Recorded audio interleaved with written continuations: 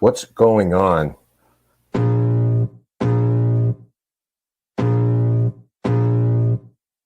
can feel the blood creeping up from the heathens. Got will, got fight, got pride, got reason. If they wanna go eat, then you know I'm gon' feed them. If you're coming for me, hope you're ready for a demon. I got eyes in the back of my head, I'm seeing. Take me for granted and you know I'm leaving. I'ma take what's mine with the webs I'm weaving. I could take this crowd from seeing to believing. Got a taste for blood and my tongue keeps bleeding from the words I spit. So sharp, so freezing, so cold. Behold, frostbite they feeling. I could tear you apart or I could go heal them. Don't believe in fate, don't believe in ceilings. I just need a taste and my mind starts feeling. I don't pace myself, I grind on kneeling. Got lust for change, I just love the feeling. I ain't gonna give up. Got too little time, I'ma live up. Head down, push forward through the tough times. Cause anything worth doing is a tough climb. I ain't gonna give up. Got too little time, I'ma live up. Head down, push forward through the tough times. Cause anything worth doing is a tough climb. Cause I'ma live life for the fight, yeah, I'm here to get it. I got drive, got sight, always have a vision. I go by at night, I be in my feelings. I'ma be fine, need time, and I'll still be winning. I live life for the fight, yeah, I'm here to get it. I got drive, got sight, always have a vision. I go by at night, I be in my feelings. I'ma be fine, need time, and I'll still be winning. I can feel the blood creeping up from the heathens. Got will, got fight, got pride, got reason. If they wanna go eat, then you know I'm gon' feed them. If you're coming for me, hope you're ready for a demon. I can feel the blood creeping up from the heathens. Got will, got fight, got pride, got reason. If you wanna go eat, then you know I'm gon' feed them. If you're coming for me, hope you're ready for a demon.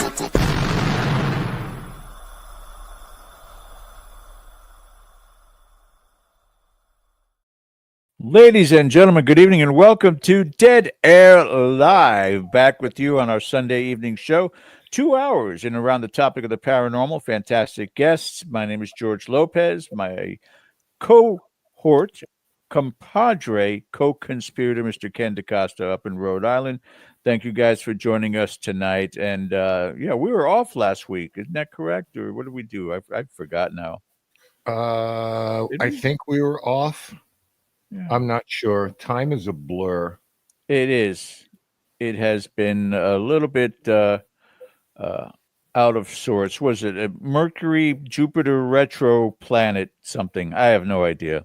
I don't follow any of that stuff. We'll have to check in with Bill about that later on. But thank you guys for joining us tonight. We are thrilled to have a very special guest joining us this evening, Mr. Jack Kenna, which took me a while to realize. We had him on 3 years ago, and when we first had this gentleman on, it was a little more formal. We're going to be a little more relaxed tonight and have some fun and talk topic with him in around the topic of the paranormal, as I said. But Ken, how are things going with you? You were busy today, were you not? I was. I got to do something I really enjoy. 2 or 3 times a year, I get invited to Norton, Massachusetts, to give a presentation to the Massachusetts chapter of MUFON. Ooh. So today was the day, and it was an especially good day because it was a little bit more of a library type of presentation. It wasn't just, quick in and out. It went over very well, and I led into a live stream call from Michael Schratt, whom you'll remember. We had him on the show about a year ago, who talked about UFO retrieval programs and things of that nature. So it was a good lead. I was the opening band for Metallica in a UFO sense. So I appreciate the invitation as always. Food was good. Company was good. Really enjoy doing those type of things 2 or 3 times a year. So basically, you're just going in for that delicious food, aren't you? Oh, I mean, if they want to feed me, it's not something I'm going to turn down. But our friends Marilyn and David out there, wonderful. David is an excellent cook. He is the lasagna chili champion of Norton, Massachusetts. Nice. Kudos to you, Dave. Do they do a lot of merch, MUFON? I know, everybody does some sort of it, but can anybody just pick up a MUFON shirt? Sure. I mean, you go through their website, hat, shirts, hoodies, mugs, refrigerator magnets, the whole thing. I mean, it's kind of a self-supportive group. They've been through some changes administratively over the past 5 years or so, so they're getting their traction back. So, I mean, it's a great group. In a perfect world, they use the scientific method or, various parts of it to go about their investigative process. And if you've ever read their manual, which I have, I own a copy of it, it's amazing. And there's a lot of parallels between what they do and what a paranormal investigator might do. Yeah. And to me, there are some things that I would love to see more people apply to kind of borrow from them a little bit in terms of the approach of this type of stuff. Right. You We are simulcast, ladies and gentlemen, with kgradb.com / of course, Dead Air, twitter.com, Global Radio Live. Here on YouTube, if you're listening tonight, you can catch us on YouTube at Dead Air Nation, our Facebook page, Dead Air Full Spectrum, and our own Twitter at Dead_Spectrum. Not to mention also the ever fun and loving Patreon account, which is, again, a place where you can go and be yourself, especially when we do our town halls on Monday. You are privy to exclusive content, including some experiments that we've done, investigations that we've done, bloopers to be had, and some tutorials that you guys definitely want to check out. All of that could be university level tutoring for $3 a month. For $3 a month, you can't beat that. tuition, $3 tuition. Yeah. And mostly you can't go back and to the class and ask the teacher, could you repeat everything? I kind of dozed off or I was daydreaming. Here, you can just go back and replay over and over again some of this stuff. So it's really something interesting for you guys to check out. Make sure you do. Also, don't forget to hit that subscribe button, the thumbs up, and ringing the bell. You guys know the routine for that also. I just want to get to this interview as quickly as possible, Ken. I'm kind of pushing through this part of it so that we can bring our guest on. If you would like to do the honor, sir. Sure. Okay. Joining us again is our friend Jack Kenna. We haven't seen him in a while. He is a renowned paranormal investigator as well as an author, a public figure, an adjunct teacher of his 101 and advanced paranormal research courses at Hudson Valley and SUNY Schenectady Community College. He is a member of the paranormal teams called Spirits of New England and founder of the Rensselaer Paranormal Research. Jack's also a senior engineering technician for the Department of the Army, and you may know him as a series lead on Travel Channel Discovery Plus's Haunted Case Files. He's also appeared on numerous other TV series on Travel Channel Discovery Plus, including Paranormal Survivor, Haunted Hospitals, My Paranormal Nightmare, A Haunting, and My Worst Nightmare. And we're going to bring Jack in because this could possibly be his worst nightmare. So without further ado, let's bring in our friend Jack Kenna. Oh, it's my worst nightmare to be on here. Oh, my God. Far from it. Far from it. It has been guys. Thanks for having me back. I greatly appreciate it. 3 years. Where did the time go, man? That's incredible. It does fly by. It really does. Good. But it's great to see you. You look good. I'm feeling pretty good for the most part. You know, my problems like all of us. The older we get, the more problems we get. Seems, but you know. Yeah. But hey, still here. I woke up this morning. That's a plus. You know. We have our own different rap version of more money, more problems. More aging, more problems. Yeah, that's true. That's true. Quick announcement, Ken, before we get started here. I think it was Joseph that was asking, tomorrow is Veterans Day. Are we going to be doing a town hall? As you know, I'm a veteran, and I can tell you that there's nothing more than I loved in interacting with all of you guys. Yes, we will be here tomorrow night on the Town Hall Patreon. So make sure you guys check it out. 8 o'clock So, Eastern. yeah. I'm going to do only one official act as an interviewer, as a show host, and introduce you to the audience, Jack. For those who do not know who you are, even though Ken read the bio, we always want to ask, what got you started in doing this? It's just not something that when we're in high school in our early 20s we're even thinking about for the most part, but something triggered Jack Kenna into being interested in the paranormal. Tell everyone how that started. I blame Ellen McNeil. No, Ken knows who Ellen is. Yeah, you know who Ellen is. She's the founder of Spirits in New England. But no, I don't really blame her. I got involved. Actually, I have kind of been involved, I guess, in a way, with the paranormal all my life. My mother had a lot of experiences when she was growing up, and she used to talk about it, So she used to tell us kids about all the stuff she experienced because we started having experiences.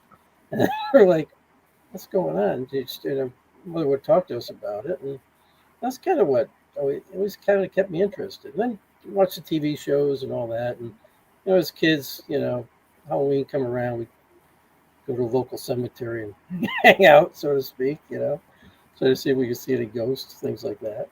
Yeah, well, I mean, I grew up in a haunted house. We had a ghost that we affectionately named Henry. There was nothing malicious about his presence, but he was a trickster. He did some things. So, you know, that's all well and good. We talked about the fact we're the same age, kind of had that same background to it, but I never made the connection to being interested in the paranormal until I moved to Central Florida and was a stone's throw away from St. Augustine. Yeah. And saw all the ghost tours that they were doing and said, I'm curious about this. That Yeah. was decades later. To jump in it early, it had to be some kind of a calling to you in a way. Well, I think it's just something I grew up with. And we didn't call it paranormal. We were just talked about these experiences we'd have with. I guess we just called them ghosts at the time. I when I was little, when I was 5, 6 years old, I still remember hearing it. Sounded to me like my mother calling my name in the house, and it sounded like she'd be in the other room, and I'd go looking for her, say, "What do you want?" And she'd sometimes either be in the basement doing the laundry or outside in the garden, and she'd say, "I didn't call you. What are you talking about?" But it sounded like her voice. And it wasn't until many years later I met psychic medium Becca Boyd, and she gave me a reading and stuff and told me that was my grandmother, my mother's mother, that would call me, and still does to this day. Actually, I still get it every once in a while. And I'm like, "That's all right, Grandma. I'm not going to work. I'm staying home." So actually, I work from home these days, so it's like I'm not going anywhere. But yeah, I would just have this, these different experiences, and then I did have, which it's shown on what's your my Paranormal Nightmare. I forget which one. I forget which show it was. But they did my origin story, like how did you get into it? We talked about that stuff, but there was a terrible experience I had that actually got me out of it. Right at the time I was 17 or so, I just had this horrible experience with feeling like something really negative was coming for me in my own house. And some people might call it a dream or whatever, but it was such that it was like, I want nothing to do with that stuff anymore. I literally got out of it. I left it alone. I didn't bother with anything ghost related or paranormal or whatever until Ghost Hunters came back out. I had completely forgotten by that time what had happened. So, I didn't get back into it until Ghost Hunters came. And then I got on the Beyond Reality forum. Ken, you probably remember that. When Ghost Hunters first came out with that, TAPS came out with that online forum. And that's where I met Ellen McNeil, founder of S.P.I.R.I.T.S, and that whole group. And then we met up at one of the TAPS events. And that's when I guess I really got back into it, was right around there. And Ellen asked me to be part of the team, and one thing led to another, and here I am. So when you got back, those written books, teaching classes now, go figure. Right? when you did get back into it, what surprised you about it? Where it How many had, people were where involved? it was at exactly that point. Just how many people were really into it? I mean, just on the Beyond Reality forum itself, it's just like, it was, I don't know, how many people were on that forum? I don't even remember. Lots. 1,000? More? I don't know. I guess that's what shocked me, is how many people were really interested in this stuff. Mm-hmm. And how many, then finding out how many organized teams there already was. And then, of course, after Ghost Hunters, it blew up after that, right? So, and there's still quite a few teams around. You know, even though things have kind of faded in the TV genre and stuff like that, you know, but there's still a lot of teams around. They're still doing a lot of good work for people and stuff too. So, you know, it's surprising. I have noticed, not to get off track, but I have noticed a lot of us moved to YouTube now, right? Mm-hmm. Shows are on there. People still want to watch new stuff. Go there. But yeah, I guess that's what shocked me the most was when I got back into it, is how many people were really interested, really were starting to try to take it seriously somehow. You know? Right. Because I always had. Growing up, I mean, I was just always interested in why I was experiencing these things. And my mother could just tell me what she experienced. She experienced a lot of different things, seeing apparitions, seeing different things related to, you know, our you know, our faith and stuff. So, you know, there's just always an interest there. What is this? You know, what is really happening? What's causing me to hear these voices that sound like my mother, but it's not my mother calling. Mm. You know, and my mother never was like freaked out by that. I think because she probably experienced it, or she did experience it too growing up. So it never, like, my kid's not crazy. He's actually experiencing these things, and my sisters did too, which I didn't know, because the three of us kids never talked about it to each other. We talked about it to our mother, and it wasn't until all these years later when I did the origin story through our house media that my sister Michelle was on that show with me. Um, and she started talking about her experiences, and I'm like, I never knew you experienced that. And she's like, well, I never knew you experienced that either. So, you know, it's like, wow, Right. because we should have talked to each other a long time ago, you know, but we hadn't. And so, and in that case, it kind of brought me even closer to my sisters in these later years. My sister Michelle, you may know, recently just passed away back last Christmas time, around Christmas time. So, you know, I got to get closer to her before that, before she passed away and stuff. So that was interesting. At least that being in this brought that out too, like more of a connection with my own sisters, you know, that I probably wouldn't have had I not gotten involved with all this paranormal stuff, right? So interesting. Yeah. I don't know if I just answered your question or not, but let's hope I can.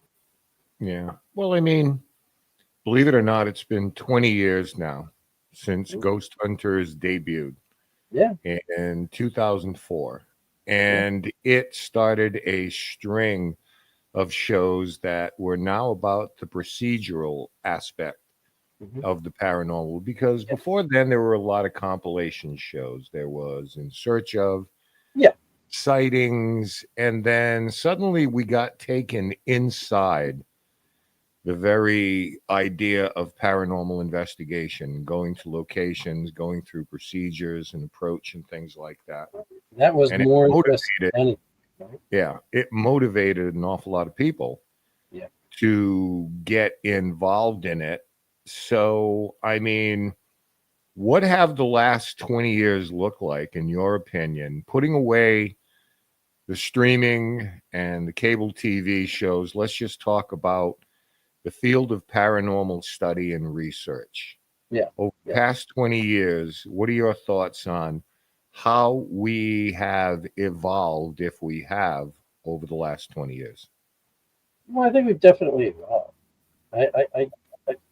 What I did notice over all those years is slowly people began sharing their different ideas and theories, everything else between each other. Because I think for a long time that didn't happen, right? Unless you read somebody's book they wrote, or or met them and talked to them. It wasn't happening. But I think once the events started to happen, I think that opened up the conversation of people discussing their ideas and their theories, some of which are way out there, some of which make a lot of sense, right? Um, that began to coalesce, which is kind of what drove me to decide to write my one book, Paranormal Research, and to try to use that as a teaching tool later on, which I was finally able to do starting in 2019. So I thought, if you're going to try to, because everybody always talked about, okay, how do you bring everything together? How do you try to create some type of, whatever you want to call it, guidelines to go by, right? Just basic guidelines, right? I think we have gotten to that point, at least to a certain point, where you're making it more, trying to make it more scientific, right? And follow that procedure. So you've got to follow procedures of some kind. And I did see that starting to come together. I think it still has, although maybe it's lost some momentum now, right? But it's there, and people in this field at least are starting to kind of follow the same practical practices, right? Of trying to debunk things and the type of equipment that you use and knowing about that equipment and what else can affect it, right? So more and more of that has come out. We're not totally really there yet. It's still not highly accepted, or really not accepted in the scientific field, except if you talk to some of the physicists out there, right? They're actually still interested. Why? I think because they feel it can answer some of their questions, right, for their theories. I still have a guy who talks to me and wants to get together with me to investigate. It's a theoretical physicist. So he wants to, well, how do you do this? How do you go about it? And we talk about that. And he does investigate himself too. But he's looking for more of like trying to develop equipment, real equipment that can measure certain things. What exactly that is, I don't know. I haven't had long conversations with him. But it's beyond using K2s or different stuff we see coming out all the time. It is. He's really talking about more scientific type devices that can measure, the quantum levels of things, and how does that affect it? What is a spirit? What is a ghost? Stuff like that. Can you hear me? Yeah, I mean, do you think though that it's the technology, we live in an age of technology, so it stands to reason paranormal field would also develop technology because here we are. But Yeah. do you think that we do so at the risk of minimizing the human experience of these things? Because most people that come to us and ask for our help or some kind of clarity, whatever it is they're searching for, they're not ghost hunting when they have these experiences. They're going Right. about their lives. Right. So what you have essentially is eyewitness testimony. And Right. of course, you're trying to back that up with documentation, but it always doesn't work out that way.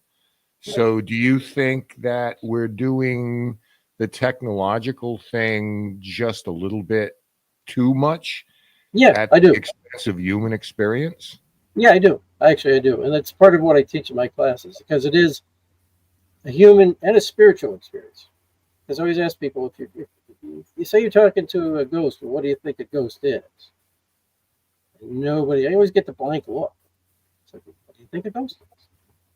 So I start talking to this. Well, do you believe you have a soul? Mostly, yeah. Oh, that's what you're talking about. Hmm. These are things that people have passed on, right? You're talking about a human soul. You're talking to a human soul. So there's a spiritual end of that, right? It's not just all about equipment and trying to. And I do actually teach them how to use their own senses. I'm not talking about psychic abilities, although I'm teaching a class about that now too. I talked into that. But when I talk about the Paranormal 101 in the advanced class, I'm just talking about use your senses. Like you walk into a room, does it seem different than the other room you were just in? And I always like to compare it to, like, I'm only talking about, like, you can walk into one bar and go, wow, feels great in here. Like the mood is good, right? You walk into another one and say, "Oh, I don't think I should hang around here. Something's pretty tense." It's like a Sure. fight's about to break it. That's all we're talking about.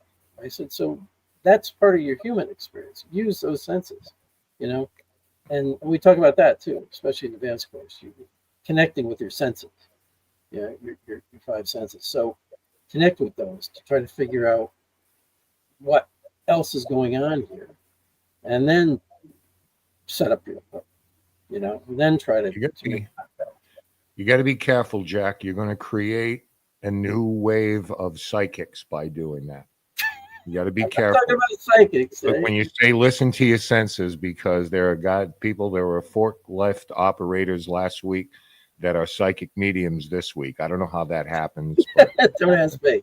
I make sure I explain it. We're not talking about psychic abilities here. We're strictly talking about just your regular sight, sound. You know your own senses can tell you if something's off or not. Just like you can tell if you're talking to a person sometimes, whether they're a BSer or whether they're telling you the truth, right? Or they're a good person. Yeah, you can tell, right? I'm just saying you got to be careful because it's like a gateway drug. It's a gateway drug. It leads to psychic ability. That's all I'm saying. Maybe it does, maybe it doesn't. It depends. That depends on the individual and how far they want to take it, right? Yep. When again, all I'm teaching them is how to connect with your regular senses. Go Right. outside, sit, and just listen and see what you hear. Right? You hear the birds in the trees. You'll hear things you didn't realize before. They've always been there, but you just didn't recognize it because you're too busy with your mind and other things. So when you go and investigate, go into that building, sit and just listen for a little bit. Get the sound of the building, right? Because people make mistakes. They go in, the buildings settle, there's creaking noises, and they think immediately it's paranormal. And you and I both know it's not. Yeah. Because Right. you don't know the building, right? So you gotta get in tune with that building to know what's going on. Yeah. I mean, you have to ground yourself a little bit in situations because if you already know some of the stories, it can play a little mind game with you there. It's easier said than done, but with experience comes the idea that you can kind of put that aside. I wanted to ask you about the classes that you teach now, because I know you've been doing that for a while. Who comes to you? Is it a wide array of people? Maybe some people want to get into the field and start doing this. Maybe some people are just curious and they want to go in depth. Students that you have come to you to learn about this. Yeah. It's why? It's a bit of a mix of what you just talked about. But almost all of them have had their own experiences of some kind. And they just trying to figure out, what did I really experience there? I've had some skeptics too. And I just tell them, look, I'm not here to convince you of anything. I'm glad you took the course. Just keep an open mind. Because part of what my classes is, it's not just all in classroom stuff. We go out and do an investigation, right? So they get the hands-on part too. And I have a couple. One's a historical site here in Albany. It's the Shaker Historical Society, which is interesting enough. The Shakers used to be people who were into spirituality and trying to connect with the people who have passed and things like that. I didn't totally know that about the Shakers until I started going there and doing classes there. So we've had some interesting experiences there. And then I also do Proctor's Theater in Schenectady, which is a well-known local theater. They do a lot of off-Broadway and Broadway stuff, plays and stuff there, and other things. They have musicians and stuff. It's always been around for a long time. But they were happy to have me come in because it turns out they felt their place was haunted. So we've been actually working with that and trying to figure out what's going on there for them while also teaching classes. So yeah, it's been interesting. And yes, I do get a good mix. There are some people who want to try to start their own team. Not too much of that, to be honest with you. But they end up doing that because part of the class, I break them. You usually take up to 16 people at the most, right? Mm-hmm. But even if I have less than that, I break them up into 2 teams. I teach them how to investigate as a team, so they get that part of it too, right? So they've Right. got somebody who's a team leader, they got somebody who's their equipment person, and then they all learn together. Even in the advanced class, they have a case manager because I make them contact the places to get information, which they've never done before. And then they have to share it. So we're teaching them how to be a team as well as that. And then they find they really like that and they want to do more of that. It's like, well, you all know each other now. There you go. You can have your own team, you know? And One of the what? things that a lot of time people bring up, and you hear that this conversation's been going on for decades. Yeah. Standardization and licensing of the paranormal field. Yeah. This has been going on forever. I could give you 100 million reasons why it's never going to happen or it shouldn't, but I'm curious to know what you think about when you hear those conversations. I haven't heard them too often, but I think standardization, depending on what they're talking about, right? I mean, by teaching classes, I'm trying to bring some standardization to investigate, okay? But you can't run classes and say you're not trying to do that, okay? Licensing, I think that's ridiculous, right? I do. I think that would be ridiculous. All that would be is for the state to make money off you, right? Somebody would. Yeah, state would be the one to license. So the state's just going to be making the money. Now, you may see that happen just because of that, but Right. I don't think so. I really don't think so. It's not a big enough field, number one. They wouldn't make much off of it, you know? Yeah. Well, what agency handles it? I mean, do you go to the town clerk and, okay, first of all, how do you get there? Well, it would be You get actually state licensed, level. and if I'm licensed in Rhode Island, do I also have to be licensed in Massachusetts? Probably. And if you're licensed and there's standards for things, then there also has to be consequences for Absolutely. not following standards, right? Yeah. So what do? You get your license revoked, or I mean, who does this? Yeah, it would become a business. And if you're going to do that, then anybody going out, anybody who needs help, you're going to have to charge them because you're going to have expenses that were way beyond what you thought you had before. Because the licensing is not going to be cheap, and it's going to have to be you're going to have to be relicensed probably every year. So you pay so much for your original license, and then there's got to get licensed. You're going to have to be trained, right? So now you got to go out and get a degree or a certification at least, right? It wouldn't be worth it to the states to do it because there's just not that big of a field. That's why I don't think you'll ever see it happen. You know? Yeah. And if it did, it would just die. If they did, it would just die. Nobody would do it because it's not worth their while. You know? You're talking hundreds of dollars or thousands of dollars initially. I don't know how you reach that stage here anyway, because like I said, you're going to have consequences now. Yeah. If it'd be serious is, consequences, it'd be built into law. Yeah. Right? Well, if there is money involved now, there is, but I'm just talking about whoever your clients are going to want results. That too. So if they say my house is infested with something and you go in honestly and say, we didn't document anything. Yeah. So it's just like, what's the difference between that fixing a leaky roof and them calling you back and say, my roof still leaks? Yeah. So you don't want to get into that type of thing. No. And as far as standardization, what do we always hear? We all do things differently, and maybe you use a psychic and I don't, and you use this and I don't. So, I mean, I mean, but as far as that's right, you're right. I don't disagree with that. But you can.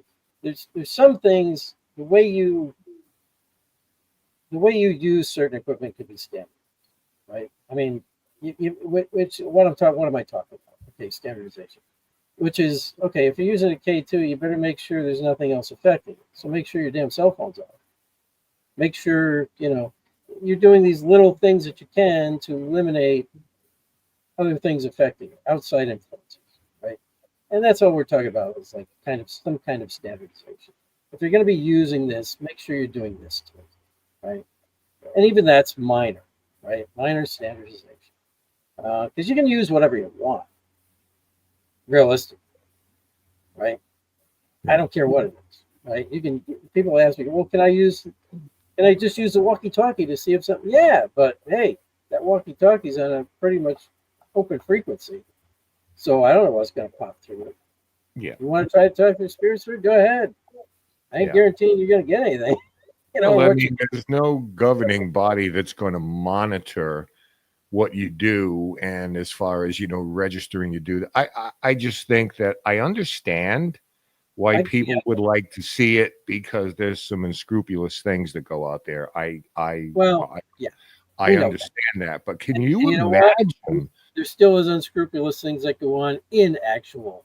Well, can you imagine, with the way the paranormal field works and all the drama, how many claims from one group against another are you going to get because they're in our territory and they're doing things wrong? Okay, so once you're accused, where do you go? I mean, who do you appear before? Well, suppose you are getting certified and you're getting licensed and all this, and some other team decides to turn you in, saying, "Oh, they're doing this and they're doing that." All of a sudden, the state just shuts you down. Well, they're not going to say don't do damage, don't trespass, because those are already laws, ladies and gentlemen. They are. Yeah, you cannot trespass in the United States. Yes. So anyway, the UK shows, you see, where they can go into these abandoned buildings. Yeah. They allow. I always thought it was a specious argument. So yeah, not in this country. Yeah, there's already laws against certain things. So just I can't see it, at least at this point, ever being required to be licensed by any state. You're on your best behavior, ladies and gentlemen. There's just not enough money in it. That's it. You call your own fouls. One of the things I want to ask you, because we get into this with investigators sometimes, and everybody has a different approach. So you go to a case. How do you prepare for that particular case? And I'm talking about, we know, there's an interview, there's paperwork, there's research or whatever. We know about that, but a lot of people are into this, idea of protection before going into a place. Do you have any kind of approach to that? Or I don't want to call it a ritual. I do. I mean, I do believe you're talking a spiritual realm, so I do believe I need some type of protection.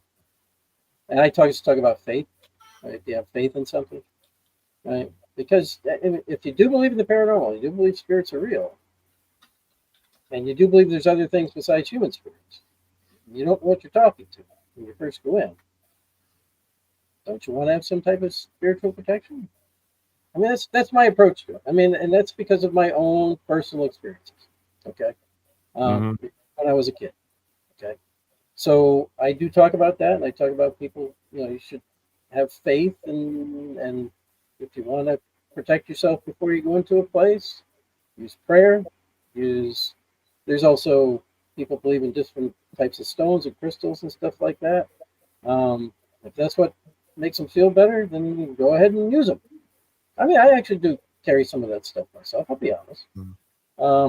And I the reason some of them I believe in, like white quartz, is this comes from an engineering standpoint, because quartz is used for, actually they used to use them for radio, right? For radios, for frequencies, because you can get quartz to vibrate at specific frequencies, which is how they used them in the radios years ago, right? You could set your thing to a certain frequency. That had to do with the quartz crystal that was in there, right? Quartz crystals. So my idea of that type of protection comes from more of an engineering standpoint. Salt. Salt is a conductor.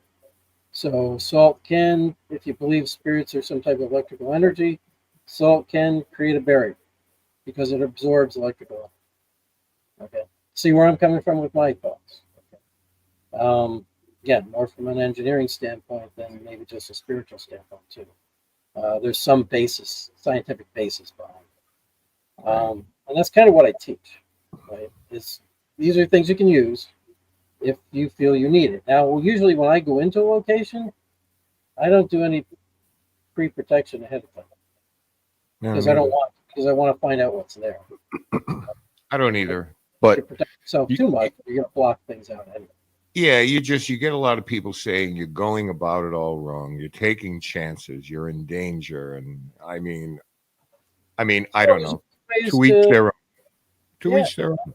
Yeah, but if you've been doing this for a long time, there's also ways to tell if something is not right. You know what I'm saying? Like maybe something negative is around, or at least negative human spirits around, and it may cause you some problems. There's tells. You can just feel like something's off, something's not right, and you can use prayer then, or you can do stuff after the fact. Use prayer after. I came home with attachment one time. I did, and I did go to a more spiritual type person to get a cleansing done, and it worked. I didn't have problems after that. Part of what I was experiencing after was being drained, feeling constantly tired. I mean, you always get that tiredness after you do an investigation, right? Because you've been up so late and everything else. So maybe you're tired for a day or two. Paranormal hangover, right? So, but this went on for weeks. I'm like, this isn't something that's not right. I feel right. I feel off. So I contacted a friend of mine and had a cleansing done, and I felt much better. How do I explain that? I don't know. Like, yeah, I mean, then I learned more about that type of spiritual protection myself and how to protect yourself.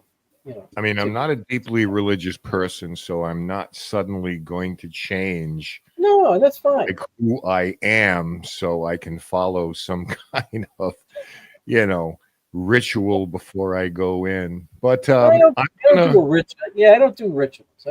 I might say a prayer, something like that. Yeah. Is that a ritual? I don't know. But usually it's I can't stress enough that you do you. Yeah. So that's it. I mean, I tell students that too. I say, look, you don't want to believe in this stuff. That's fine.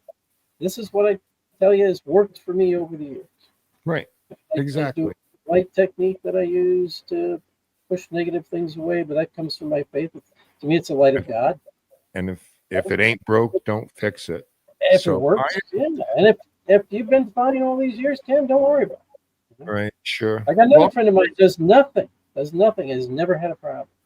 Well, once he did, and actually somebody did a cleansing on him right after it happened. He started acting a little funny. He goes, "This never happened to me before." He goes, he felt like he wasn't there, and like something else was kind of talking through him. I mean, he really got weirded out by it. And he goes, but that's the only time something like that ever happened in all the years he's been investigating. Mm-hmm. Yeah. But he's like, I've never used anything. I probably still won't. He goes, but that's the one time something happened to him. So he ended up with an attachment. Sure. All right. Well, I'm going to to disappear for a little bit, leave you in George's capable hands. I good. will be back a little bit later to chat some more with you. Hey, all right. Thanks, Ken. George, come on in.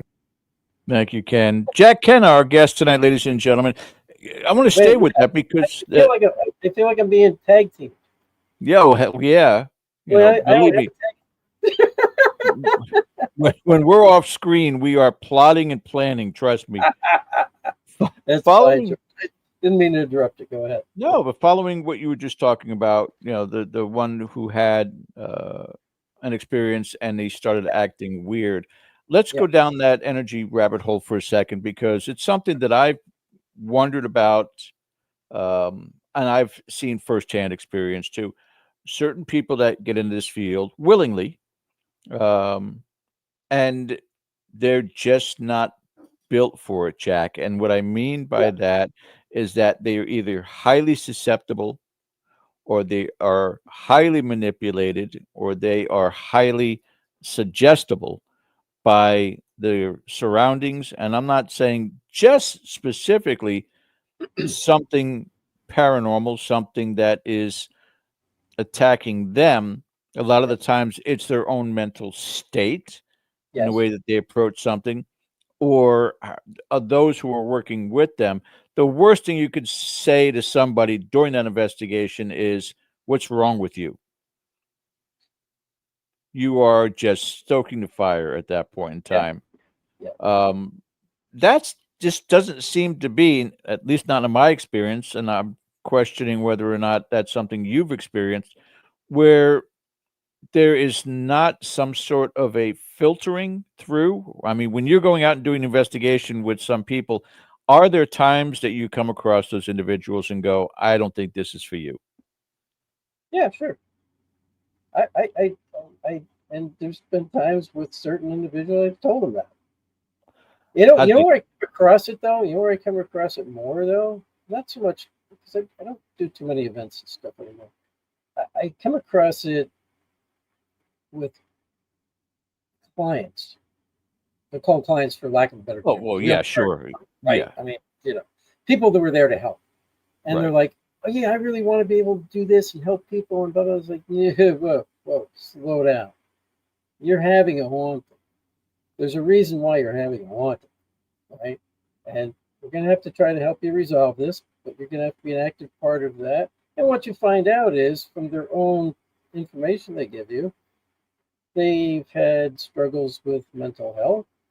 They've had struggles because of things that have happened to them in their past, which are pretty Correct. bad, Correct. extremely bad in some cases. So they're mentally. I hate to say it this way, but they're a mentally weak individual. Right. Which And doesn't you need to necessarily strengthen always mean mental that, health first. well, and it doesn't mean that everything that they're experiencing is manifested in their head. Sometimes that is something that will perpetuate a poltergeist event, as an example. Yes, yes, yeah. And let me tell you too, when I say mentally weak, I'm not talking about their intelligence. I'm talking about how they Will. perceive themselves. Yeah. Right? They have been a victim almost all their life up to this point, and they're still in that victim mentality. Yes. So anything like if they tried to go in and do investigating and stuff, I tell them, I said, you're either gonna just think something's happening to you and it's not, or you could end up with it, you will end up if something is really there with an attachment because it's just looking to pull that energy, and you're attracting negative things to you already. Which is why one of the things we talked to them about is going to get psychological help to get over, not get over, but get through these issues that you supposedly dealt with. Usually, what I find out is, "Oh, have you ever gone for therapy? Have you ever gone?" "Well, no, I just kind of took care of it myself." It's like, no, you didn't. You buried it. And this is why you keep making these same decisions of certain life choices and things because you've never come to terms or gone through why you're acting the way you are. Yeah. Suppressed is not an answer. That's right. That's right. And the people we've helped that actually do go and get the help we suggest, their lives turn around. Yeah. They become very strong, strong-willed, mentally healthy individuals who Now, can now, if they want to investigate, they can go do it because they're not going to be a victim. or they're not going to But you bring find that out- baggage. Yeah, well, you find out too, once they become this better person, they don't have no interest in the paranormal. Yeah. They want to go live their life. Whereas before, I think what they were looking for is trying to find something that makes them feel good about themselves and makes them feel important. Well, the ideology in this field That's a whole of other. of yeah, but wanting to help other people is critically important from this field, especially if you're doing residential cases. Now, if you're just hitting commercial cases, different story. You're on a hunt. You're searching. Yeah, that's a whole different thing. But when you're walking into a family home and trying to give them peace of mind, yeah, it is critically important that your entire team has that same mindset. Now, you come across two other categories in our field, unfortunately. Yeah. I've been blessed because when I was a team leader, I was downright gloomy. I did not allow anything to happen during investigations that was not without my consent. But you do have the instigators, the ones that want to go out there and just threaten everything, Yeah. provokers. I've never had to deal with a provoker. I've dealt it when I've gone to like paranormal weekends and things like that, and you see others that are out there that are just over the top. And the Yeah. second category are the ones that either think they are amusing or are simply trying to amuse themselves Yeah. and are just doing things that are crass in the midst of an investigation because a stoic investigation just doesn't interest them. How have you handled those in the past? I've been lucky. I haven't really. I mean, with our teams, we really haven't had those kind of people. No, me too. Okay, all right. Yeah. I mean, I have seen. I've been at events where I've seen those kind of people, Yeah, and I'm like, and I'll go up to them and say, "What are you doing? What are you trying to accomplish?" You know, and I'll try to teach them a different way. I mean, I'll have a decent conversation with them and say, it's probably not really going to work. I said, would you respond to somebody who's talking that way to you? Well, no. Well, what makes you think they're going to? yeah, And then we yeah, teach them a different way to do it. Do they keep doing it? I don't know. But we try to make it fun for them too. It's like, can be a more fun way to do it. yeah. Rather than screaming, yelling at things, or just acting like a fool. You know, I and wonder I hate where they. I wonder because where they're they just learn making that. fun of everything anyway. But I wonder where they learn that from. Hmm. There's a lot of places they could have learned that from. Yes, I get it. Even that individual has backed off on that over the years. If you've ever paid attention, I'll admit I watch his show because I find it interesting. I like seeing the locations. But there's one guy still on his show that I like Aaron. I like watching. But I have noticed even he's backed off from doing that. Over the years. I think he learned his lesson. Either that or he's tired of doing it. I do teach a way to instigate. Believe it Say or that not. again. That's not a Say what? it's not a miserable way to do it, right? There's a way to instigate, right? And how you can do that is based on information you've been given from the location. Okay. Especially historical sites, they'll say, well, information tells us that this person was a miserable person. Nobody in the area liked them, and they were always disliked. And they like this happened in Massachusetts one time. They're like, oh, they lived in Massachusetts, but they were from New York, and everybody hated this family, even though they were rich. And so I used that one night. I said, well, so and so, I can't remember the woman's name, but I said, I heard that you were a miserable woman and nobody liked you and everybody hated you. And damn, I got a response. You hear this woman scream. It was a woman scream. Both me and this other guy we were in the library of the building. We heard it. But on the audio, when I replay it, it's a woman's voice saying, they liked me. And when I did the research on the location, turns out is a college now, but it used to be a mansion, and it got sold off anyway to a college many years ago. Turns out the college had it all wrong. They were from Massachusetts. They weren't from New York. Her husband worked in New York. They were very prominent in the area. People loved them. The woman herself was a daughter of the Revolution because her great, whatever you want to call it, grandfather was a surgeon at the Battle of Bunker Hill for the Americans. So they had it completely wrong. But by using that and saying, hey, this is what I heard about you. Is this true? You know, we got to respond with the woman saying they liked me, and then doing the research and find out, yeah, they did like them. That's how you instigate. You got to use information to try to find out if it's correct or not. Not screaming, swearing, and everything else. No, you don't do that. You're still creating a dialogue. You know, you're creating a dialogue, but you're instigating a little bit too, right? Because you're telling them something that probably upsets them because it's not true. So you are instigating, but you're also looking for information. Is this true? This is what I heard, you know, without being belligerent. Yeah. Right? So that's how people to kind of instigate. Nashaba, quickly to answer your question before we go to break here. Yes. As a matter of fact, this young man back in the day here was on our show, and we discussed a little bit too.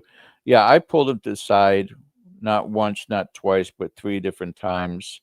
So there was a third chance. 3 strikes, you're out. And eventually parted ways. I told him, you know, our road together ends here. And it was maybe 10 years later or close to it that we reconnected. And he said, everything you said was absolutely right, because I formed my own team and I'm dealing with the same thing you dealt with me. Yeah. But he was young. He was a young kid. Yeah. You're young. You think you know it all, and right? I mean, we've all been there. Right? You run through that. You think you know it all, but you think you know better. Yeah, you know? Exactly. When we come back on the other side of the break, I want to touch on a couple more things with regards to the equipment side of it. Now, we talked about the people. I want to talk about equipment too. So we're going to take our break at this time. In about 3.5 minutes, we will be back with you guys.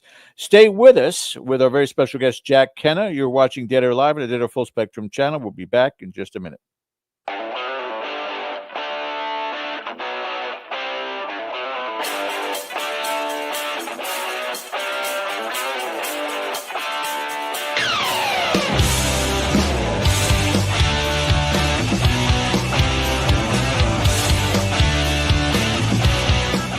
Hey members, the new KGRA DB app is now available on iOS and Android devices. Gain on-demand access to any KGRA DB programming. Download any show directly to your mobile device to listen or watch on the go. Go to the App Store and search KGRA DB.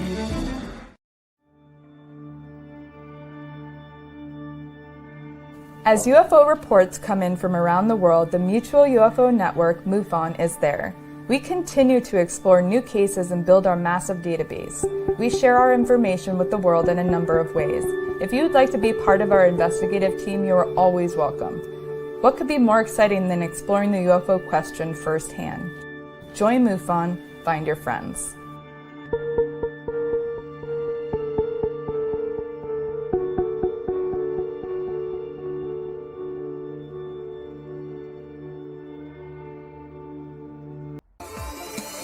You're listening to the KGRA Digital Broadcasting Network. We provide unparalleled coverage of trending news in the world of ufology, cryptozoology, and paranormal phenomenon. Whether you're watching our video live stream or listening to one of our audio programs, you are getting the best from world-renowned researchers and hosts, guiding you through topics the mainstream won't touch. Miss one of your favorite programs? No problem. Head over to the members area at kgradb.com for access to our massive library of award-winning content. Make contact, stay connected, only at kgradb.com.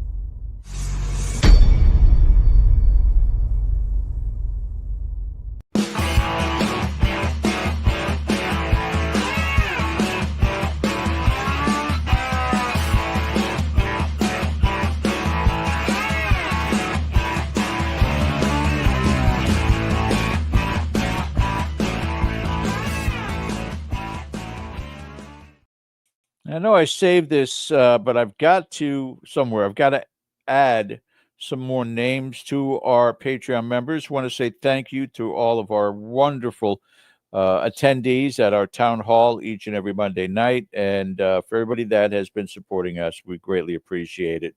Welcome back to the second hour of our show. Again, we'll be speaking with our very good friend Jack Kenna in just a minute.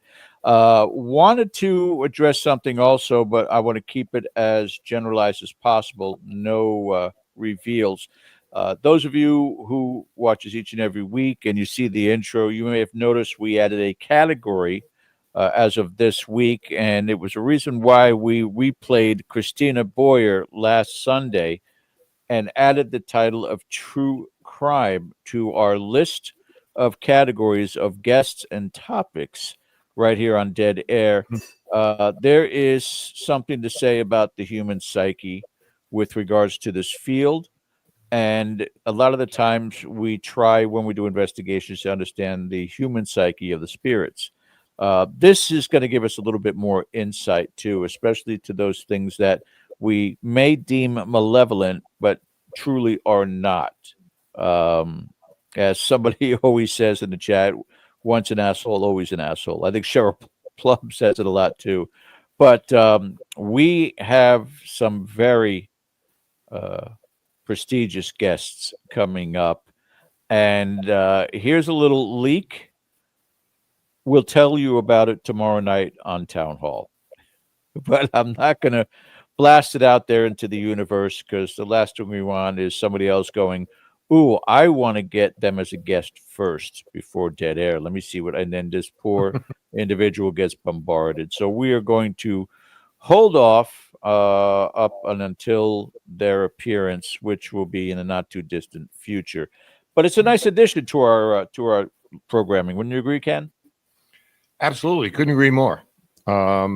We've kind of been pushing for this for a little while and discussing it if we want to branch off into some other things. And some of these cases may have a certain paranormal flavor to them, and some might not.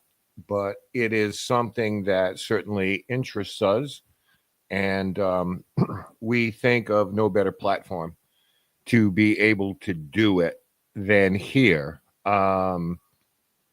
So we are going to, in the future, invite some of these people as they become available, and as we can schedule them to come in and talk about their background and these type of things. And it may be authors, it may be law enforcement, it may be forensic or behavioral specialists or something along those lines. But there are stories that need to be told.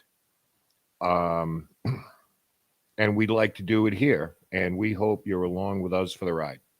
Yeah. Because we will promise you it'll be really compelling. We're not turning into court TV or anything like that. You know, we still do what we do, but it's all about content and material.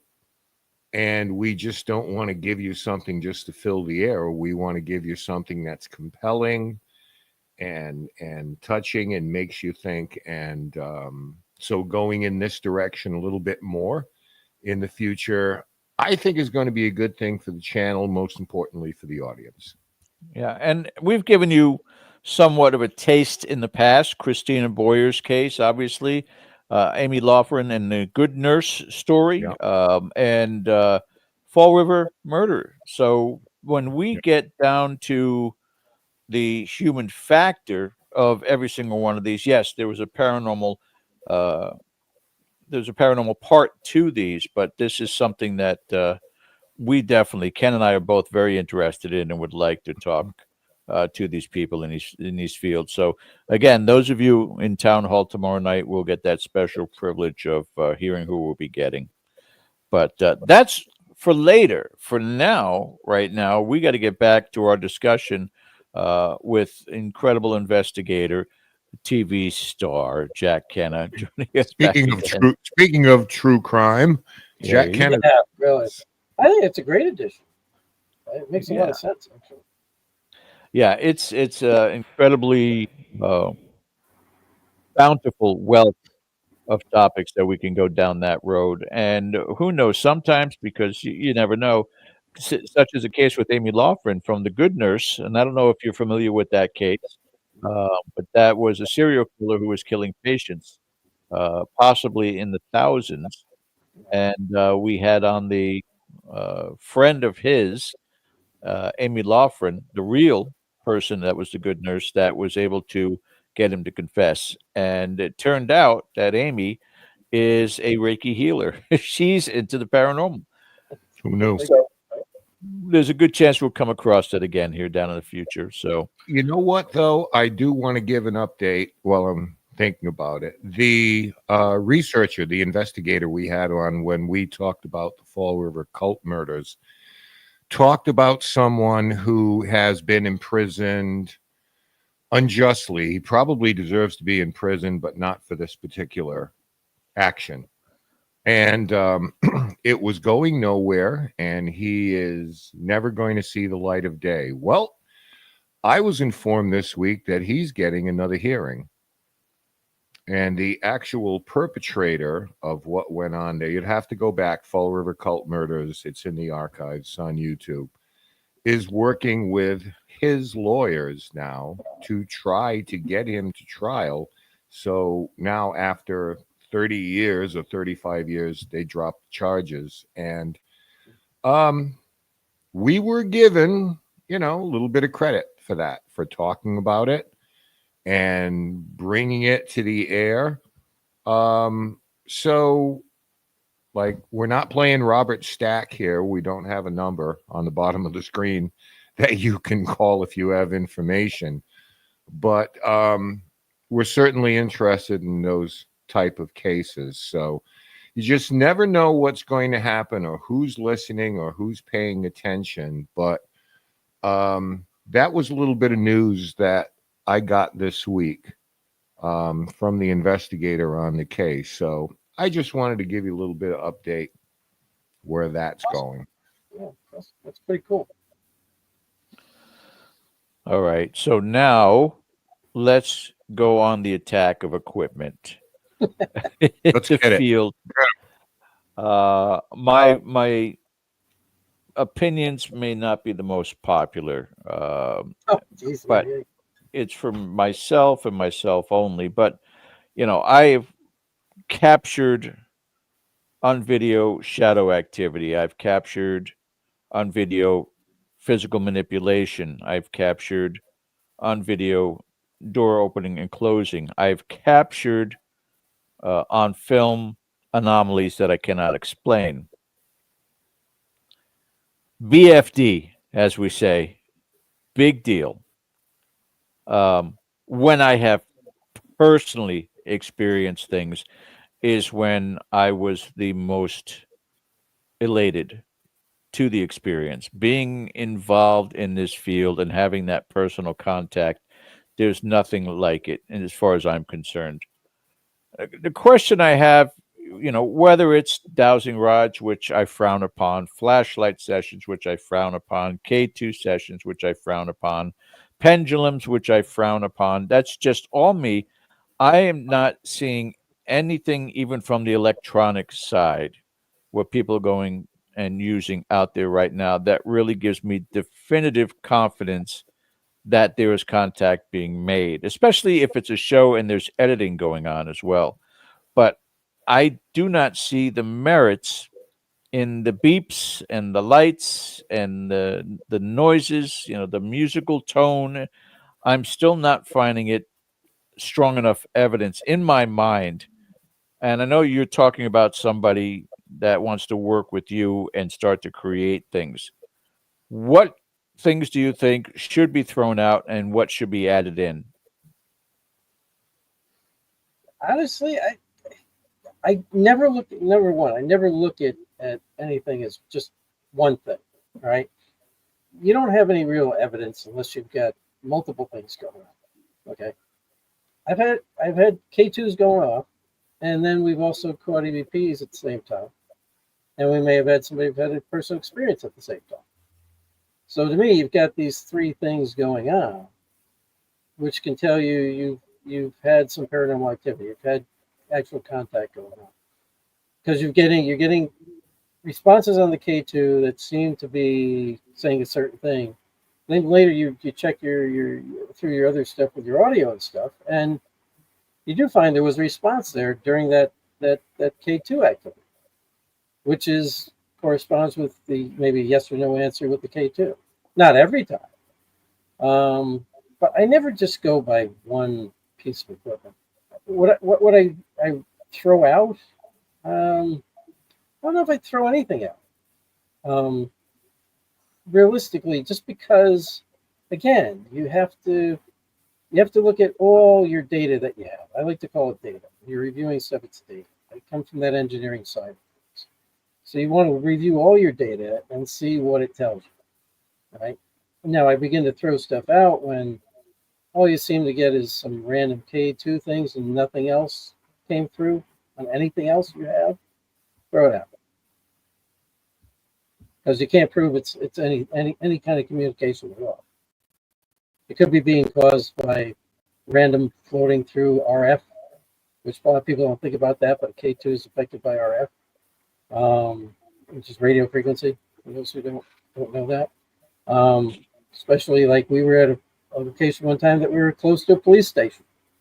The K2 was going off all the time. I guarantee it was due to the radio frequencies coming out of the police station.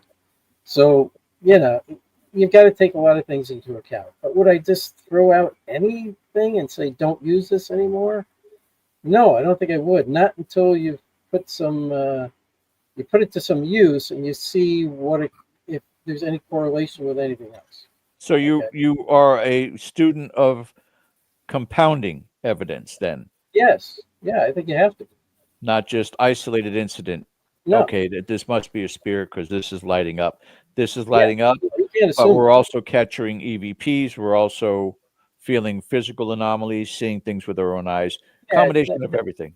Right. And what I would say to people is like, well, I just like, I like using the spirit box. Okay. All right, but take it with a grain of salt, as we've heard in the past. What it can do is if you start asking certain questions and you seem to be getting responses, keep following that train of thought. Because you don't know at that time whether you're really getting communication or not. It's going to take you reviewing everything else, all of the stuff you capture, including, I hope you're recording what's going on with that K2, right? So you can go back and look at it and see if anything was captured on the audio through your camera at the same time.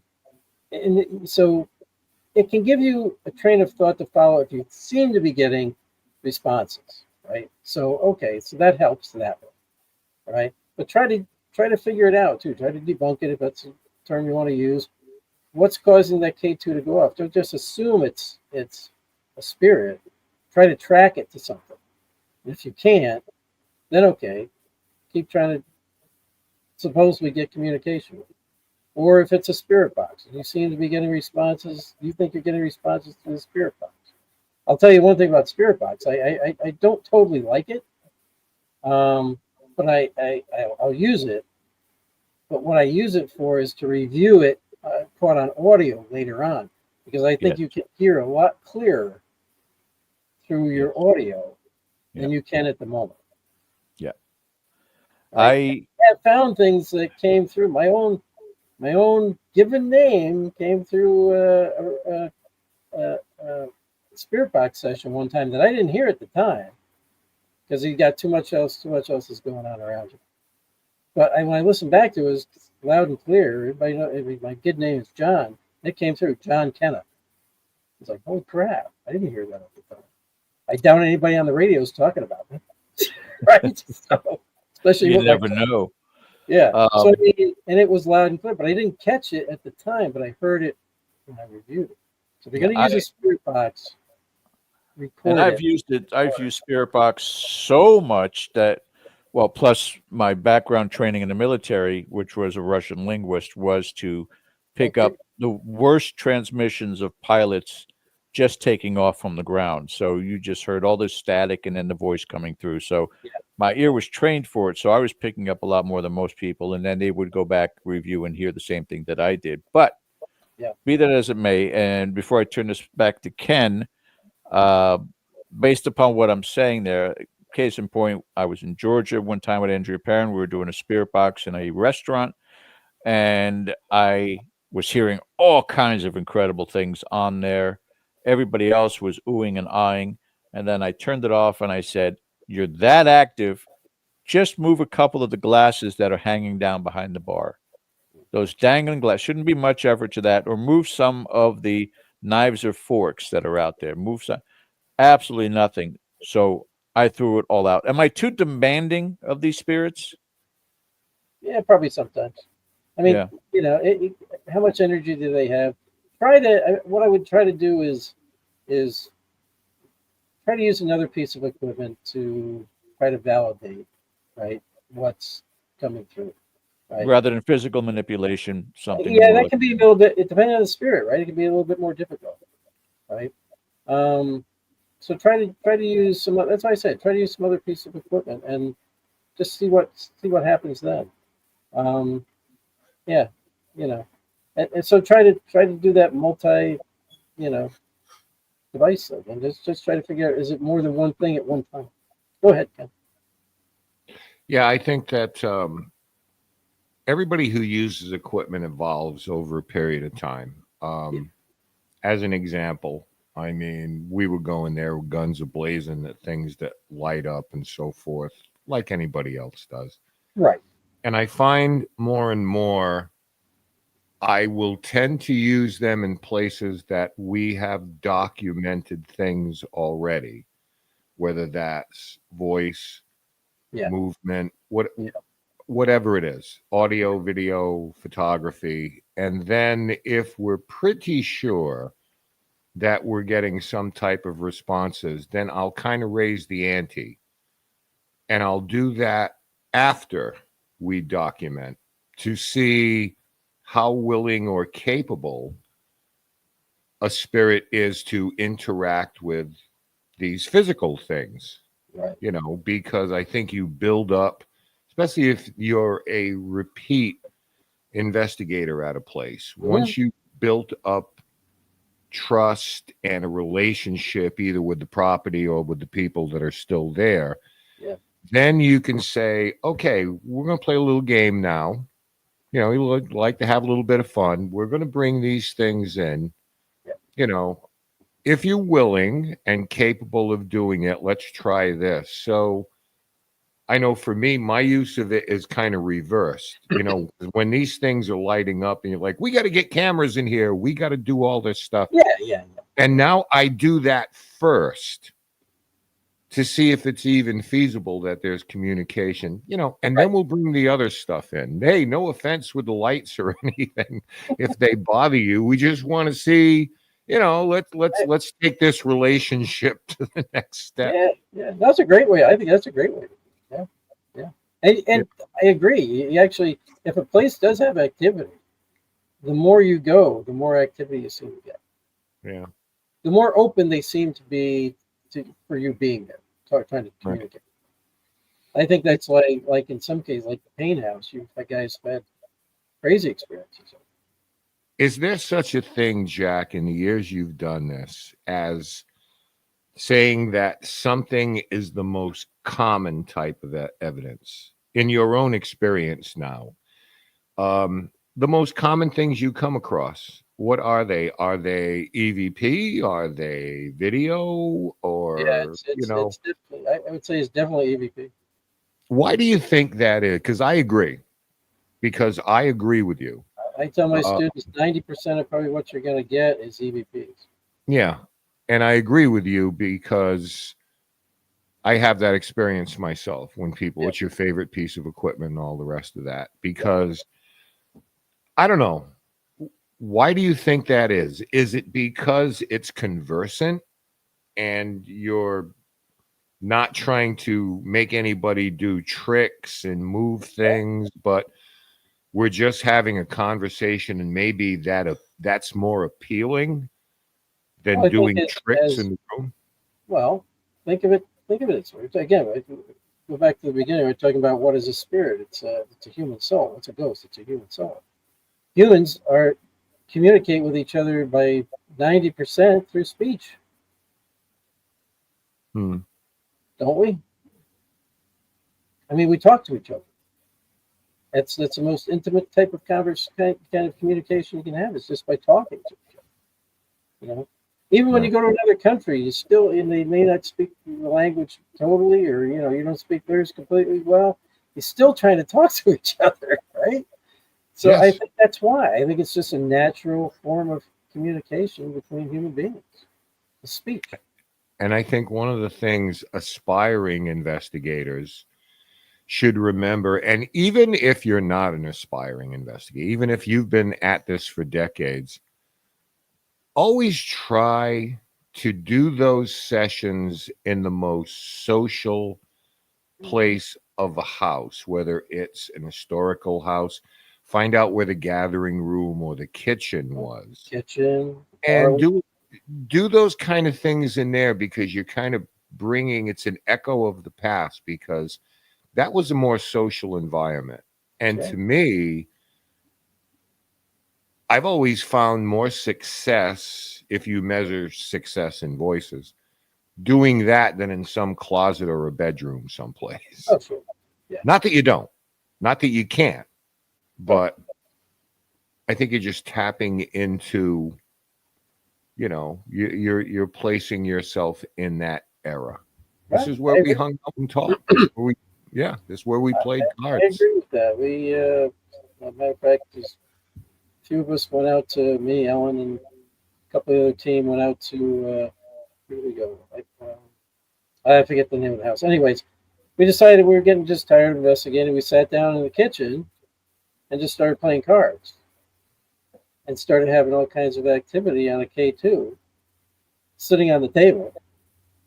It was like, seemed to be responding to us, so we actually started dealing it in, and we'd say, well, do you want another card? And it would flash for yes. Do you want it? It would. So we give another card. That's crazy. But we actually caught EVPs from that too, female voice and stuff that seemed to be sitting there with us, sitting around a table playing cards. And if you're talking there from maybe the 1800s or something, or early 1900s, that'd be a very popular thing to do. There was no TV back then. There was no. Probably sit around the table playing cards. Right. It's difficult because we just had a couple of friends of ours. They came in from Los Angeles, and you can go across every state in this country or every country on every continent, and there are haunted places. It's difficult to explain to anybody because everybody has their own territory. They're out in California, which has a multitude of places that are considered haunted, iconic places. Every state does. Oh yeah. But it's difficult to explain to people what it's like in the Northeast, because immediately they think, oh, you're just protecting your space. No, I mean, objectively, there is something about this area, whether it's European settlers, whether, it's a Native American culture, there's just something different about where we happily are and have this available to us. Yeah. New York State's a lot different than Massachusetts or Rhode Island. People talk about the paranormal here, Mel? No. On a personal level. It's always kind of a taboo thing. You go to Massachusetts, completely opposite. You go to Connecticut, completely opposite. Rhode Island, completely opposite. New York State, right. Talk about that stuff. Yeah. Well, we talk about Rhode Island. They do a little bit more now that we've got some good places out in the western part of New York, and even here in the Albany area and stuff. But they still kind of like, we don't like to talk about that too much. Yeah. It's funny. It is funny, except in little spots here and there. It was always a little bit taboo. And that could be because the at one time heavily Roman Catholic Church. Right? So that could have had a major influence on it for a long time. So. Right. Yeah. Well, it's just, I mean, A lot of Roman Catholics, a lot of taboo. You don't talk about that stuff, except for my mother. She would see how. Yeah, I mean, there's a lot of things here, with a lot of Yeah. fortifications, Yeah, a lot yeah, of these kind of places. But, yeah. the thing being, let me ask you this, Jack. How important, because some people like to know everything. I do. Some people don't want to know anything till it's done. How important is background historical research to you in your process of investigating a place? Is this a must for you? If you're trying to help with a case of some kind, yeah, it is very important to validate because it can help validate any of your findings, right? Right. So if you're doing a case, yeah, I mean it's really important. If you're just going out there to investigate to have fun, don't bother. You're just out there to have an experience or something like that. There's a lot of people, right? I mean, that's what some people just want to get in it for, just to have an experience of experiencing it all. Right. Whatever. Then don't even bother wasting your time with background because you really don't care. That's not what you're there for. But if you're doing cases, whether residential or historical or whatever, yeah, you better be doing some background information at least after your investigation Right. to compare it to maybe what we captured. I do believe you have to be careful when you first go in because you can bias yourself to what's there. And then you end up spending all your time thinking it's old man Withers who is, the original owner of the place, and that's who's haunting it, and you've missed out on who it maybe really is. There's an art to You got to be that. careful going in, but I don't like to know too much going in, but I like to find out after I come out. That's Yeah. like, okay, well, who was there? Who was the original owners? What really went on there? Who died there? Who didn't die there? There's an art to that too. And this is where experience comes in. I like to know everything because, okay, I mean, George Washington slept everywhere. We know that. Every place you go into, George Washington slept. Yeah. And I He doubt loved, George. he loved the restroom so much that he haunts it now. Yeah, Right? yeah. I doubt it. But I don't think because he was allegedly at a place that, honestly, I'm going to go in there and we're going to talk to George Washington. Yeah. I don't believe that. If I go Al Capone was housed here, I don't necessarily think I'm going to talk to Al Capone. It's a great story and everything. Those are stories. But the amount of historical figures that I've had conversations with, less than a half a finger on one hand. Exactly. I leave that to Steve Huff, and those guys. I'm going to talk to Michael Jackson and Lady Di. Okay, fine, do what you want to do. Yeah. But you're exactly right. It's usually not the big historical figures. Why is that? I don't know. But it's I mean, we've talked with. If you go to George Washington's house, maybe you might run into him. Yeah, I mean, we've talked with prominent people, but when I say prominent people, it's somebody maybe outside of that particular town. No one would know. Yeah. Or that state. We're not talking about, King Charles, came down and talked to us. So regardless of who might live there, who doesn't live there, they may be prominent in a very small area. Right. So I don't really care if this was an old sea captain's house or whatever. To me, it's like, what was his name? Thomas, whatever. Okay, so you walk in. Hey, let's cut to the chase. Hi, Thomas. Thomas, if you're here, my name is Ken.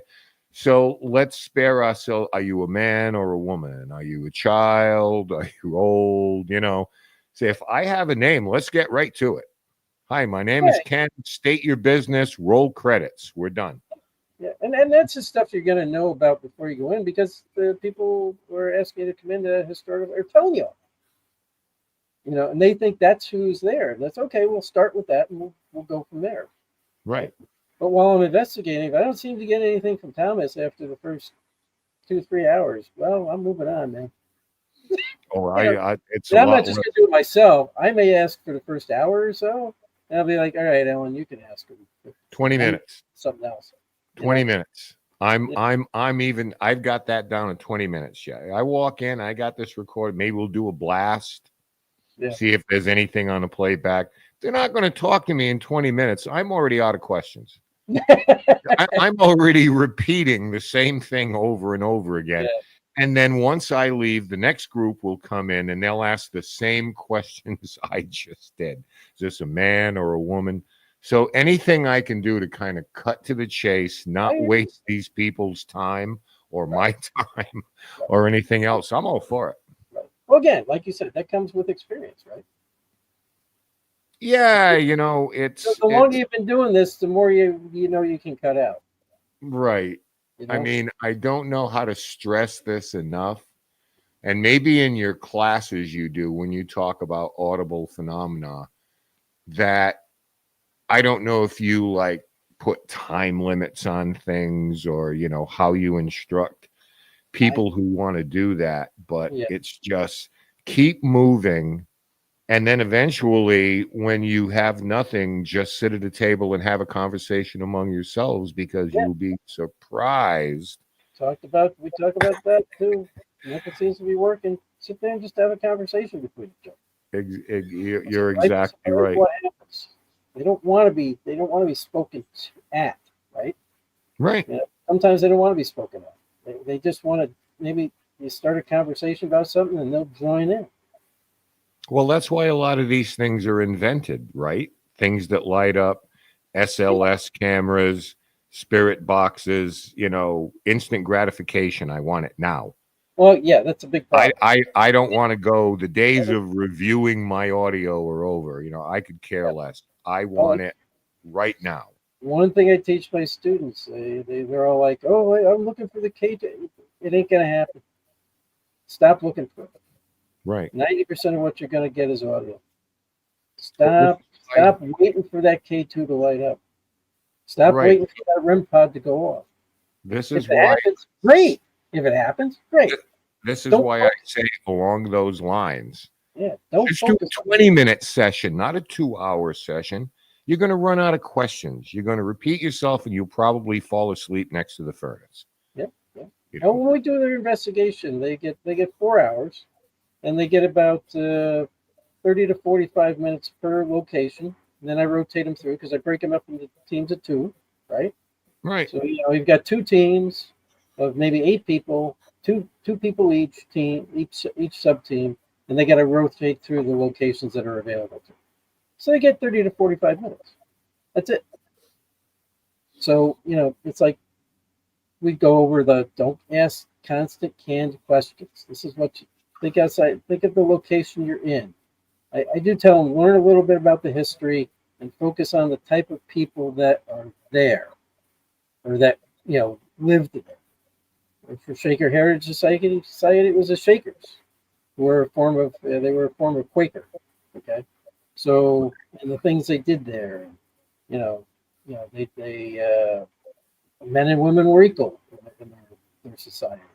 And, so women were leaders as well as men were leaders. And they did a lot of farming, and they did a lot of, think about those types of things and ask questions relevant to that, or things they might be interested in. They were also very spiritual type people. Mm-hmm. They did try to reach out during different things and contact the dead. So talk to them about that, because that's what you're doing now, right? So, think outside the box. Not just, are you a man? Are you a woman? Did you live here? Of course they lived there. They're Quakers. They lived there. I know. I mean, it's just there's a certain redundancy. So that's why I love walking in. Hey, Tom, my name's Ken. They let me in here. They said it's okay to talk to you. I mean, let's just get to it here. Yeah. Well, it's like that. I mean, they don't have a lot of names for individuals at that location, but except Ann Lee, who was the founder, and her brother. And I said, ask if Ann Lee's there. We've never made contact with Ann Lee. Right. But we have made contact with male spirits and female spirits. They don't claim to be Ann Lee. Maybe one of them is, but they don't claim to be. But we've tried that. We've got no responses to that name. But when we start just talking about, the big thing there is playing the Shaker music. Anything. And we get all kinds of responses to that. Anything. Yeah, I mean, there's no right or wrong question. There are stupid questions. Yeah, there's But there is no right or wrong question. You might say, "Hey, I'm going down the street to the store. Can I get you anything?" I don't know. Try it. Use it. Yeah. Give me a peck of mutton. yeah. We asked them, is there anything we can get for you? You need stuff to make your brooms with, because people don't know. There's a little bit of history for you. The Shakers are the ones who designed the straight broom. Right. The straight broom everybody uses today, the flat broom. They developed it. They designed it. Right. They were the very first. I got Of some course, they never questions. patented anything, so people stole it from them. But they were the ones who designed the broom we still use today. Nobody knew that. So we would ask them things like that. Do you need things to make the broom with? Can we help you? It's amazing. Cut to the chase. You know what they did. The stuff is still there. Ask them. Can I buy a broom from you? I want to buy one of your brooms. Right. We've had stuff go off to that. We liked it in the shop where they made them. They still got the shop where they made them. It's like I like to buy one of your brooms. Can I buy one of your brooms? Damn K2 started going. Yeah. A disembodied voice in that thing. Like, I guess we hit on something. They want to sell us a broom. Okay. Ladies and gentlemen, what we're trying to tell you is that it does get dull. I mean, we love it and everything, but we have to do things that engage us too. That's right. Because if we're at our best, we'll probably get their best. If we're tired and we're half-assing it and we're bored and we're just just another investigation, that comes through in your attitude too. That's so you got to keep it fresh for yourself. And if that means you're just not going to sit by the kitchen for 3 hours, damn it, talk to me. I'm not leaving. Yeah, now that you bring that up, I think that's a reason why in the locations we are investigating, we get more activity, because the students it's all new to them. All these people have either never been on an investigation or not even ever been to a ghost hunt. So it's all new to them. So they're excited about it. So they come in there with that excitement, and they're excited to the end. They don't want to leave. Mm-hmm. So I think you hit on something there that the spirits pick up on them. These people are excited to talk to them. Right. They're interested in what they did there. Right. Whether it's at the Shaker Society or at Proctor's Theater in Schenectady. They have a big interest, and the spirits seem to respond. Flattery will get you. Yeah, if you have low energy, flattery will get you everywhere. I came a long way just to meet you. It's like, oh. Yeah. That's an Ellen thing. Yeah, it's always her thing. I come a long way to talk to you. Right. I got some comments and questions here I want to get to before I bring George back in. I do want to acknowledge this. Eric, you're welcome. Hit the ball out of the park. We talked a little bit about it at the beginning of the show. Pleasure to be with you, and I'm glad everybody liked it.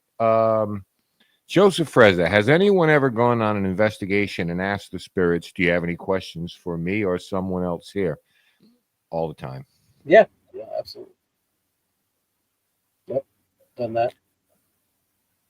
All the time. And on the occasions, Jack, where you literally have a question asked of you, that's the best. That's the best. Yeah. I've never had that. Nobody asked me anything. Must be me. Yeah, must be just me. I've had a couple of those occasions at Payne House when we were there where we're doing an experiment and someone messed up the name of the spirit we were trying to contact. Rather than Sarah, they said Katie. Okay. And the recording came back, is Katie your name?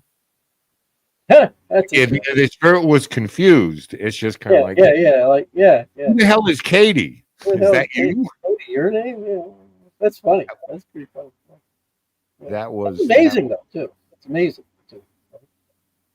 Yeah. So we're talking about the history. Melissa, this kind of plays into it, wondering the same this upcoming week. I've seen shows and read books about a place I'm going, but old timers has set in all Alzheimer's, I think. No, Melissa, you don't have Alzheimer's. You're okay. Has set in, so all the details have slipped. Do I watch the shows this week or go blind? I think what she's trying to say is she's going to go to a place. How much information do you get out of it?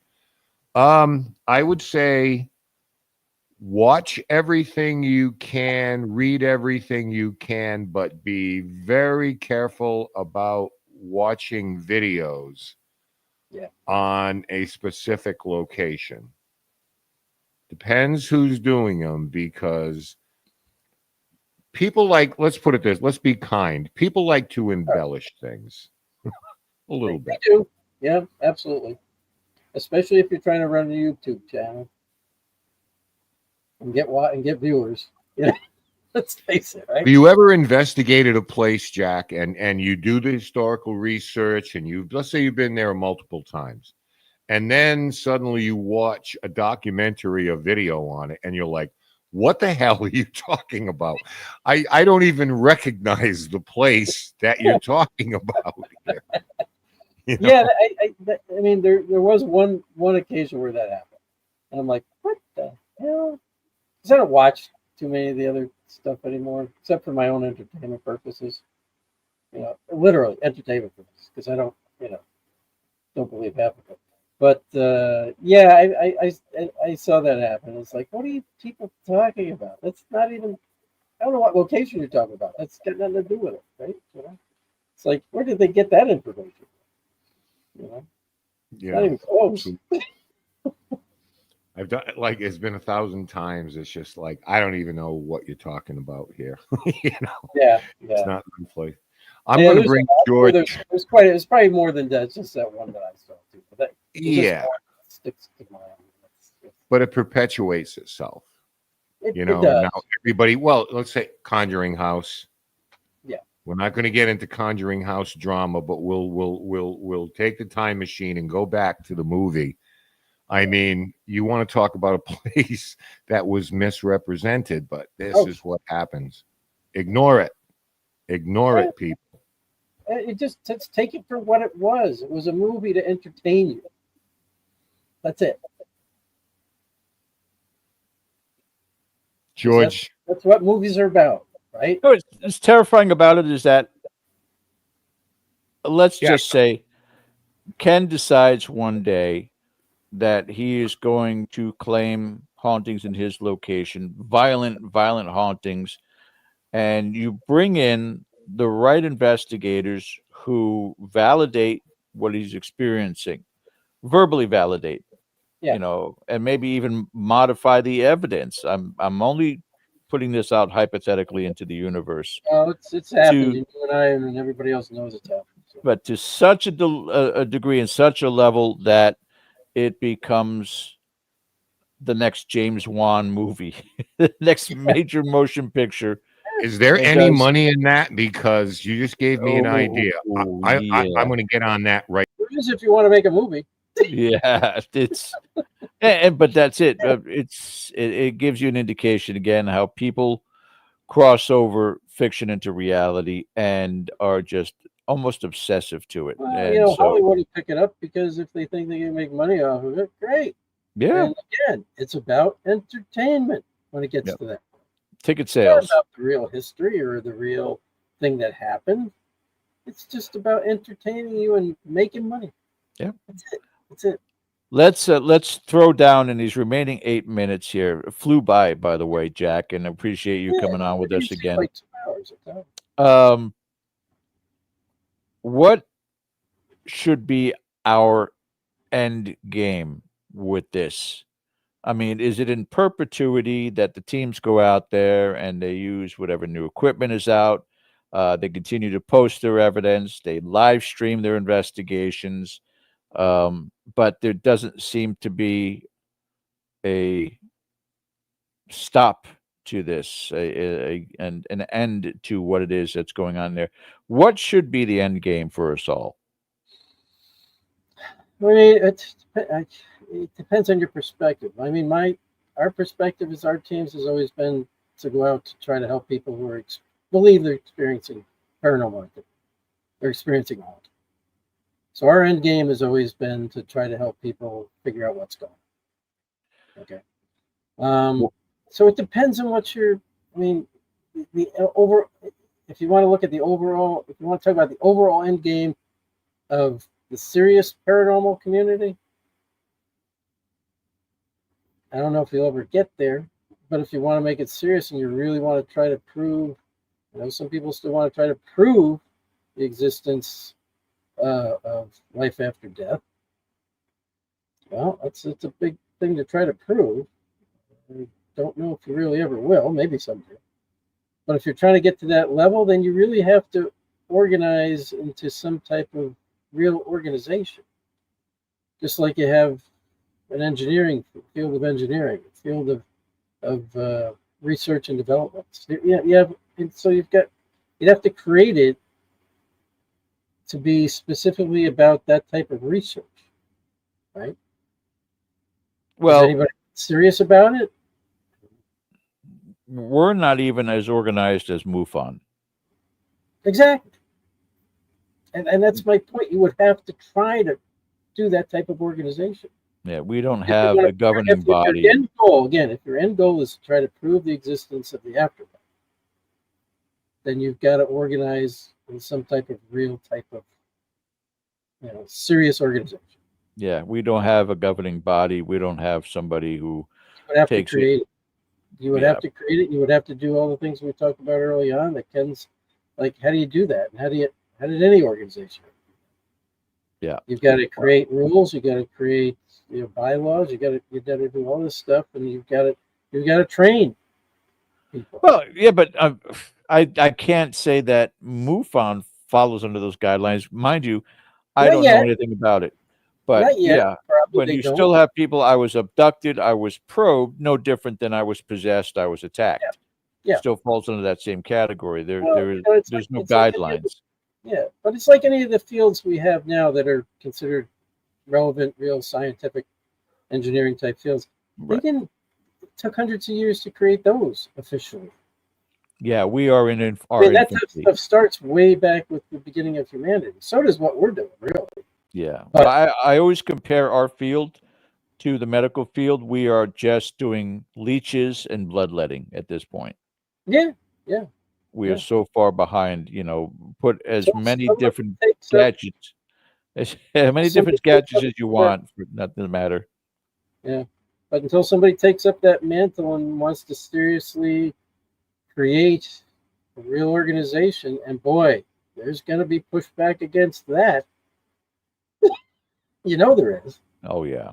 Because it'd be like, no, this is the type of equipment we're going to use. This is the approach we're going to take. This is how we're going to train everybody to do it. And that's how you're going to have to do it to move forward. And if new equipment comes out, it's going to be looked at and researched before it's ever used in the field.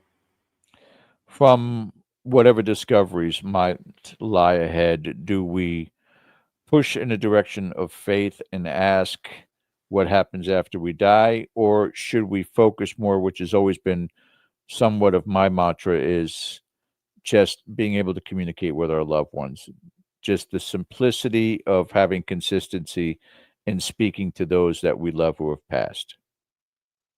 Again, that's gets down to an individual's choice, doesn't it? I mean, you can't say. I mean, some people, that's what they do want to focus on. I've actually helped people who have tried to do that on a family level, and they invited something else in by accident. But point is, if there might be one section that wants to do that, and there might be another section that wants to focus on the other, and that's not unusual, even in a formulated field, right? There's all different types of engineering. Right? Not everybody focuses on the same thing, right? There's rocket engineering, there's mechanical engineering, which is what I work in.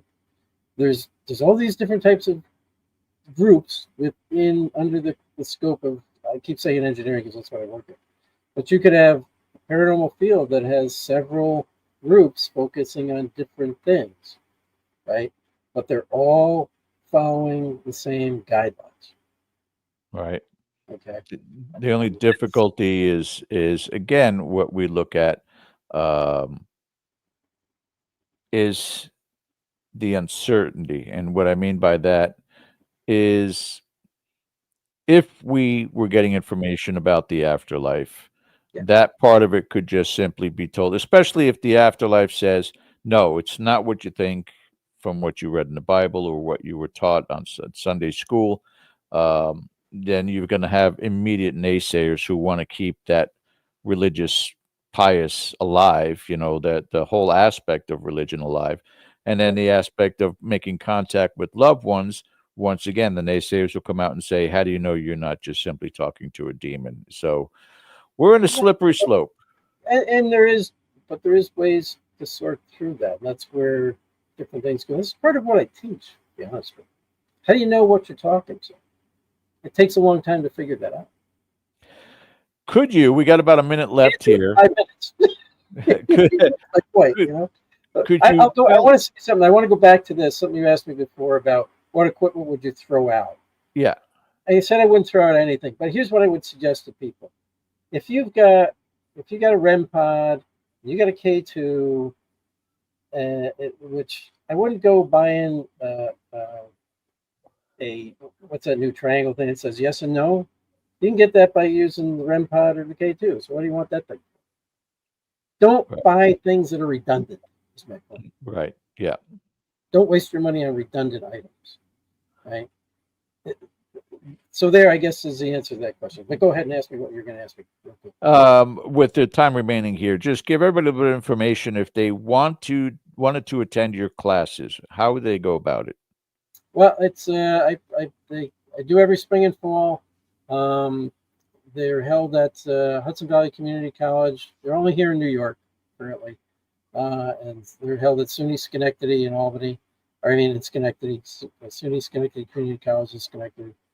So you can go to those websites, hvccc.edu for Hudson Valley, or SUNY SCCC.edu for Schenectady. If you want to get a more easy way, follow me on Facebook. Look up Jack Kenna, you'll find me on there. I think it ends in JackNY45. Or my website right there, jackkenna.org, and I usually list when things are coming up on there. I haven't updated that in a little bit, but I will. So you can follow me there. And I always do put out the notices on Facebook of when the classes are coming up. I thought that was Robert. See you again in the spring. You're on there for a minute. Jeez.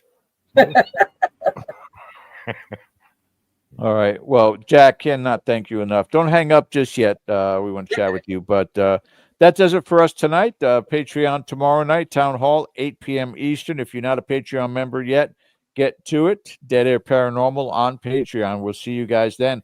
Until then, my name is George Lopez with me, Ken DaCosta. You guys have a great week, and we'll see you next time. Take care. Good night. I see her rolling up, Uber black Cadillac, high heel boots and a sexy body full of tats. Baby's bad, oh baby's hella bad. After her there ain't no coming back. Wanna take a run at that. I think she's feeling me, turn it up a few degrees. My imagination of her. I see her rolling up, Uber black Cadillac, high heel boots and a sexy body full of tats. Baby's bad, oh baby's hella bad. After her there ain't no coming back. Wanna take a run at that. I think she's feeling me, turn it up a few degrees. My imagination of her body gets the best of me. Oh gosh, she's such a tease, bitten lips,